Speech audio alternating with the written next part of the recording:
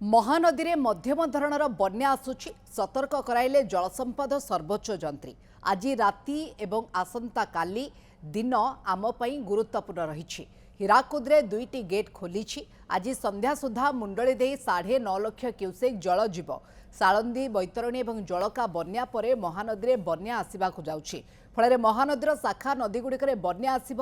लुणा, करांडिया, चित्रोत्पला, पाइका, देवी नदी में बन्या आसिब। सेपटे कंदल, कुशभद्रा, भार्गवी, दया नदी में जलस्तर बढ़िबो। बन्या जोगु पुरी, जगतसिंहपुर, केन्द्रापड़ा प्रभावित हेब। पुरीर कणास, डेलांग, ब्रह्मगिरी, निमापड़ा, अस्तरंग, गोप अंचलर जगतसिंहपुर कुजंग, तीर्तोल, बालिकुदा, सेपटे एरसमा अंचल में बन्यार प्रभाव रहिबो। केन्द्रापड़ार गरदपुर, आली रे बन्या द्वारा प्रभावित हेबार सूचना रहुछि। बांकी भी प्रभावित हेबो। आखुआपदारे बन्या कमुछि। आउ दिने किंबा 2 दिन पानी निष्कासन पर समय लगे बोली जलसंपद विभाग सर्वोच्च जंत्री सूचना देइछन्ति।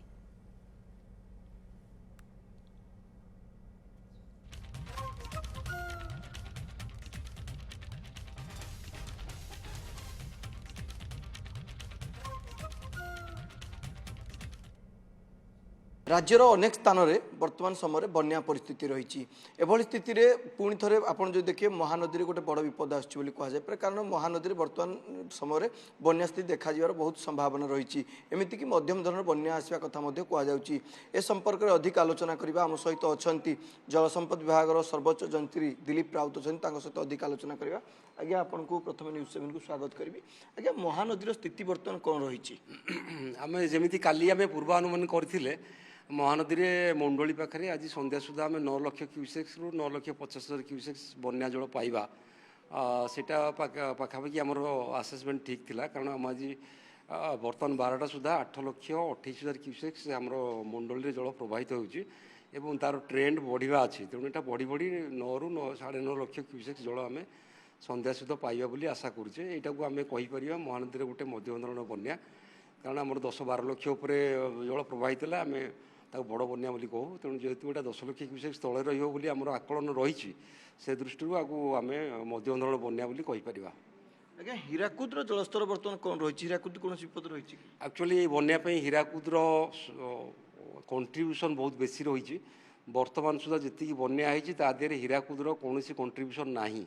आपड़ जान आश्चर्य हे बर्तमान जदिव खैरमाल 8 लाख क्यूसेक्स जल प्रवाहित होती हीराकुद मात्र 2टी गेट खोलाई से 60,000 क्यूसेक्स मात्र जल आसिक खैरमाल मिसुची जोटा कि नेग्लिजिबल।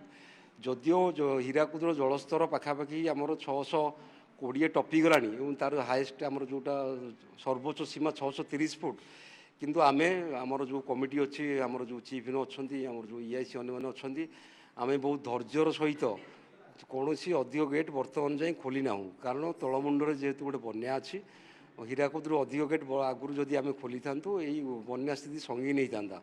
तेणु यही बन्या नियंत्रण कर हीराकुद यही वर्ष तो मुझे जानवर बहुत सहयोग करमर बन्या नियंत्रण पर हीराकुदर जहाँ जल आम उच्च उपरमुंडू पाचु जमी मुझे कहती आम आज 2,80,000 क्यूसेक्स 3 लाख क्यूसेक्स जल छत्तीसगढ़ और अन्य अंचल प्रवाहित होमर जलभंडार भीतर को ताको एबे भी आम अटकई रखुचु कारण आम चाहूना अधिक जल आम तल को छाड़ू बन्या परिस्थिति आउ टे अधिक खराब हो बोली। तेणु हीराकुद आमको एथर बहुत साहाय्य करिछि बन्या नियंत्रण में किंतु आम बर्तमान जब देखा स्थिति तो जलर जदिव बन्या कमीगला जेहेतु काली पूर्णिमा था से अंचल जल संपूर्ण भाव में समुद्र को निष्कासन हो पारिना जहाद्वारा गोटे जलबंदी अवस्था किसी ग्राम पंचायत किसी ब्लॉक एवं भी रही आउ काली आड़ को आउ टे से सब अंचल बन्या परिस्थिति सुधार आसो बोली आम आशा करूँ आसो। आज्ञा विशेष भाव में महानदी जदि मध्यम धरण बन्या आसूची कौ कौ अंचल विशेष भाव प्रभावित हे?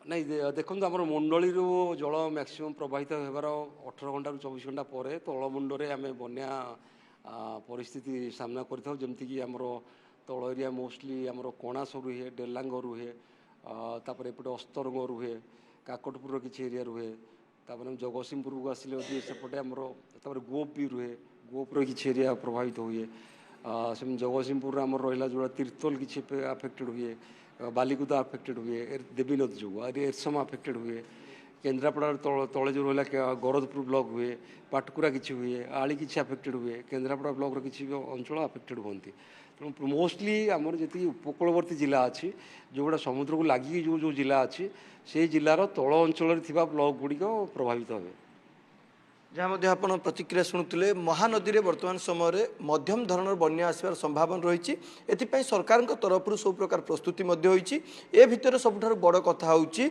हीराकुद वर्तमान समय राज्य को बड़ बन्यारू बंचई देइथिबा कथा मध्य जहाँ सर्वोच्च यंत्री सूचना देउथिले Bhubaneswar camera person Sukant Nabakishore Sahu news 7।